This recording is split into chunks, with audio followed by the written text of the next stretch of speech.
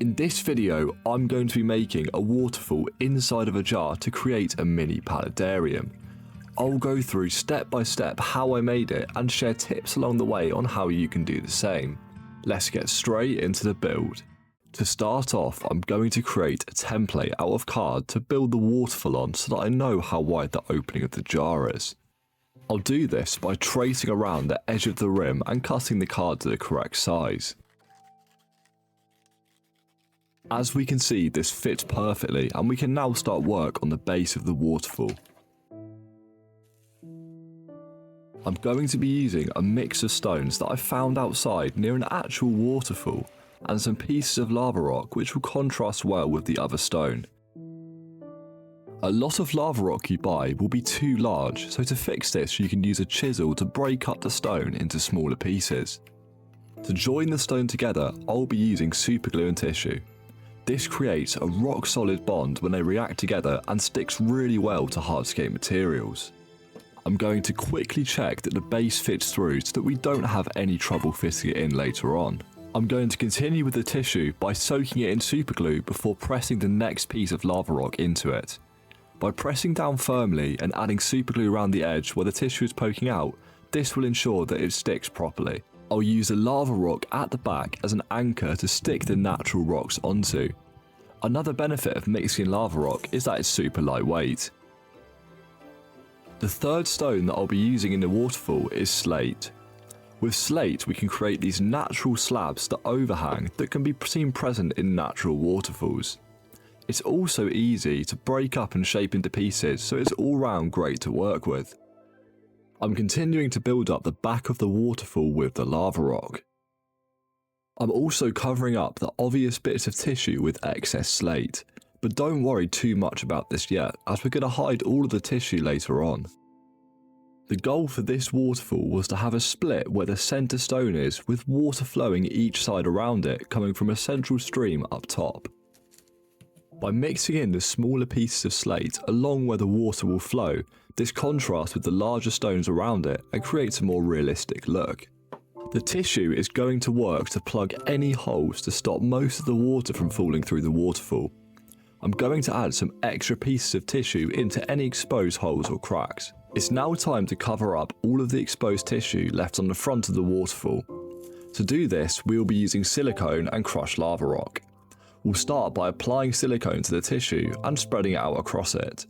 Then, when you sprinkle crushed lava rock on top, it blends in as part of the background.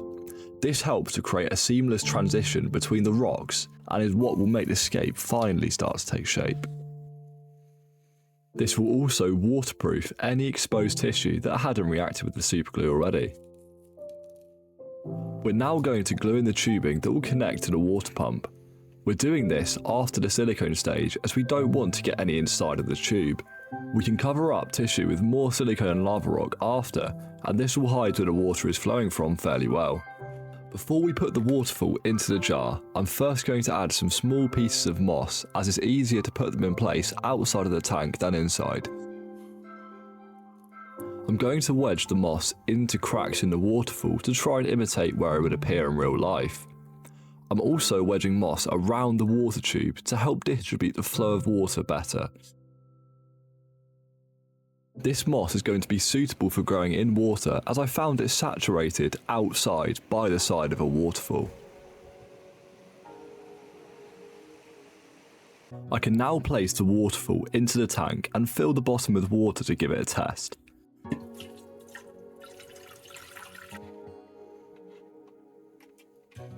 After adding some more moss to the top, it was flowing perfectly as expected. I then drained the jar of water and pushed the pump underneath the back of the waterfall. I'm cutting the tubing down to size here and pushing it back into the pump. I'm now going to wedge a bunch of filter foam in behind the pump so that Substrate can't fall down and clog it up. This will also make it easier to access if anything goes wrong. I'm now going to use lava rock to start building up the background and to give some elevation to the substrate at the back. I'll now fill the base of the jar with aqua soil to give some nutrients to the aquatic plants. I'll top this off with sand as it looks far nicer and contrasts the stone in the waterfall better.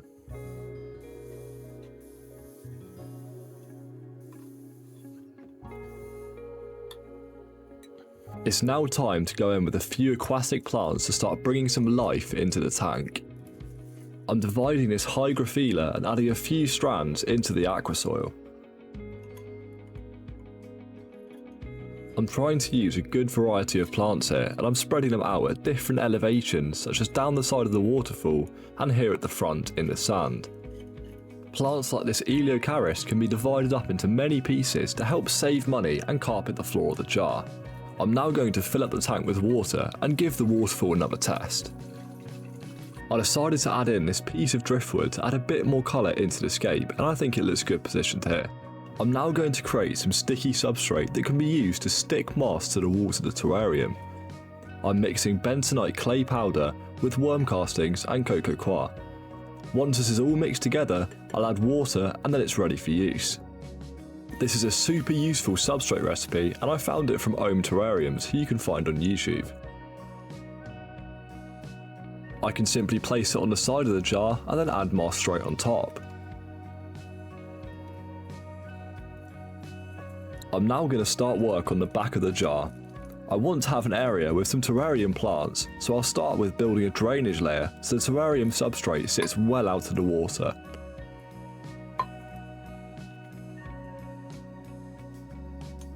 The plants I'll be using include this polka dot plant, this silver pilea, and this Paulownia repens.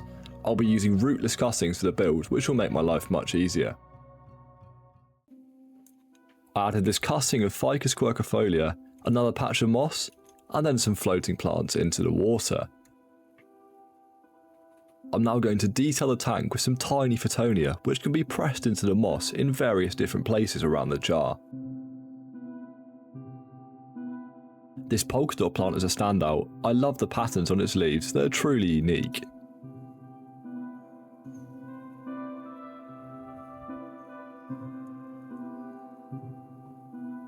I'm going to give the tank a quick spray down with deionized water, and then springtails will go in to stop mould from growing on top of the wood. Unfortunately, all of the activity had caused the aquasoil to move on top of the sand, and this was annoying me too much to just leave it. I removed a bunch of substrate from the bottom of the tank, and I redid this section so that it was much shallower and contains more sand.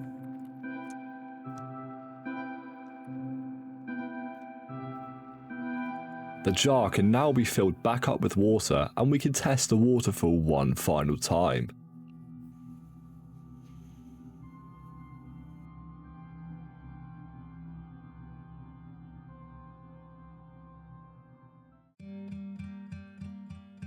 I'm super happy with how this paludarium has turned out, and I hope it can give you some inspiration for your own paludarium builds.